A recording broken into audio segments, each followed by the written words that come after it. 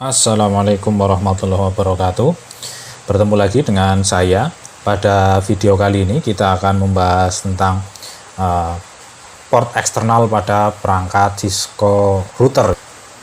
Jadi router Cisco itu dibagi menjadi dua, ada yang fix router dan modular router. Ya, kalau yang fix router itu tidak terdapat tambahan port gitu ya, jadi tidak dapat di-upgrade. Terus ini biasanya terdapat pada Cisco versi 2500 dan 800 ya. Jadi ini tidak ada tambahan untuk menambah perangkat pada router tersebut. Kemudian yang modular router itu terdapat slot tambahan yang bisa digunakan untuk menambahkan perangkat. Terus contoh yang modular router adalah router distribution dan core layer. Nah, di sini contoh yang versinya ada versi 1600, 1700, 1800 dan seterusnya. Jadi tambahannya ada di sini nih. Jadi ini bisa ditambahkan port-port, misalkan port serial, port switch, ada port router dan sebagainya, ini bisa ditambahkan di sini. Nah, eksternal port router itu dibagi menjadi tiga ini. Ada port LAN, ada port WAN, ada admin port. Ya. Port LAN itu yang ada di sini, fast Ethernet. Fast Ethernet ini adalah LAN. Kemudian yang konsol dan auxiliary port itu merupakan admin. Nah, ini yang sering kali tertukar adalah ini, yang fast Ethernet dengan konsol dan auxiliary, karena konektornya sama-sama menggunakan RJ45, akan tetapi yang konsol dan auxiliary port tidak bisa mentransmisikan data ke LAN. Ini hanya digunakan untuk mengkonfigurasi perangkat tersebut. Kemudian yang serial port ini digunakan untuk koneksi WAN atau koneksi ke internet serial, atau untuk simulator juga menggunakan WAN ini seperti ini. Nah, kalau di paket tracer biasanya kabelnya digambarkan dengan kabel yang seperti ini, nah, kayak zigzag seperti itu namanya kabel serial, gunakan untuk mensimulasikan sebuah WAN. Oke. Nah, contohnya LAN port itu tadi ada Ethernet, ada fast Ethernet, ada Gigabit Ethernet. Masing-masing mewakili kecepatan transfer dari interface-nya. Kalau yang Ethernet itu 10 Mbps, fast Ethernet 100, yang Gigabit itu 1000 Mbps. Sedangkan yang WAN port itu berupa serial, ya, port serial, berisi 60 pin atau 26 pin smart serial. Kalau yang 6 pin ini, 60 pin ini 60. Kalau yang ini 26. Itu.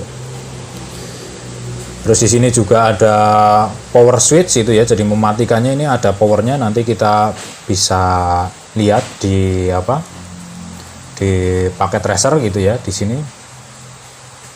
Contoh kita menggunakan yang 2811 ya. Nah, 811. Nah, di sini ini ada tombol powernya. Nah, ini ada tombol powernya. Jadi untuk menghidupkan dan mematikan nanti kita bisa gunakan simulasi di sini. Tentunya masuk di tab physical dulu. Nah, di sini juga ada jika di zoom out itu ya, zoom in sorry.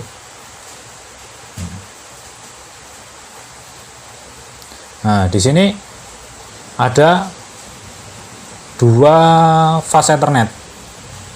Ya, di sini ada dua fast Ethernet. Nah, di sini ada yang auxiliary dan konsol. Ini ada di sini. Nah, ini konsol dan auxiliary. Sini ada compact flash, itu digunakan untuk menyimpan file operating systemnya. Kemudian di sini Ada lagi ini. Ini ada yang fast Ethernet ini. Fast Ethernetnya ada di sini. Ini ada tombol powernya ada di sini. Ya, jadi nanti kita juga akan bermain-main di atau mempraktekkan yang ada di simulator fisiknya di sini. Oke, lanjut. Nah, konsol port. Nah, konsol port itu digunakan untuk proses administrasi atau untuk mengkonfigurasi perangkat tersebut. Jadi di sini juga digunakan untuk melakukan recovery password. Nah, ini menggunakan konektor RJ45. Nah, contohnya seperti ini. Contoh fisiknya, gambar fisiknya. Jadi ini menggunakan kabel rollover ya, yang sudah kalian tahu ini pada pertemuan sebelumnya. Terus dihubungkan ke RJ45 to DB9 adapter. Nah, di sini konektornya dimasukkan ke konektor RJ45-nya dimasukkan ke ini adapter DB9. Nah, ini masuknya ke konsol port, baru dimasukkan ke PC. Akan tetapi perangkat ini sudah tidak lagi digunakan, tidak relevan untuk kebutuhan zaman saat ini. Jadi sudah tidak ada lagi konverter, sudah tidak ada lagi konverter DB9 pada komputer. Jadi biasanya ini menggunakan konverter lagi DB9 to USB seperti itu. Baru di PC kalian atau di laptop kalian dikonekkan ke port USB, baru bisa untuk mengkonfigurasi perangkat ini. Oke, lanjut. Nah, auxiliary port itu sama juga digunakan untuk mengkonfigurasi perangkat router di produk Cisco. Perbedaannya adalah di sini satu konverter atau perangkat yang digunakan untuk mengkonfigurasi. Ini sama rollover, tapi masuknya ke sini adalah RJ45 to DB25. Jadi misalkan kalian mau mengkonfigurasi di sini di rumah gitu ya. Di rumah di sini punya router gitu ya. Misalkan di sini di Banyumas, terus di sini di Purwokerto. Saya juga punya PC gitu di sini ya. Saya mau mengkonfigurasi jarak jauh. Terus di sini ada modem. Terus masuk ke internet ya.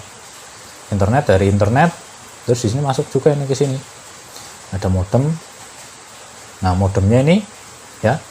Modemnya digunakan dihubungkan dengan auxiliary port menggunakan kabel rollover supaya bisa diremote dari jarak jauh. Akan tetapi ini juga sudah tidak lagi digunakan untuk saat ini ya. Jadi ini hanya untuk pengetahuan saja bahwa zaman dulu ketika router dan modem masih terpisah, cara meremotnya seperti ini gitu ya, kalau dari jarak jauh. Nah, kemudian pada router Cisco seri 2500 ini kan masih fix router ya gitu ya. Jadi tidak dapat ditambahkan perangkat-perangkat tambahan. Di sini hanya ada serial port gitu ya. Serial port untuk WAN, terus konsol dan auxiliary, power supply dan power switch.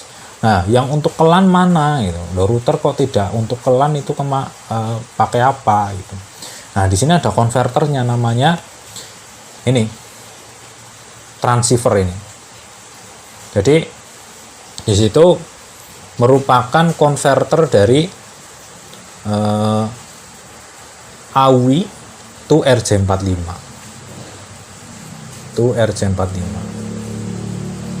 Nah, ini juga sudah tidak digunakan lagi, ini perangkat yang sudah lama gitu ya. Ini hanya untuk pengetahuan kalian saja.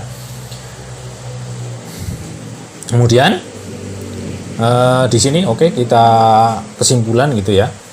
Kesimpulannya jadi LAN interface itu ada yang RJ45 10 BST ya, ini nama yang versi IEE.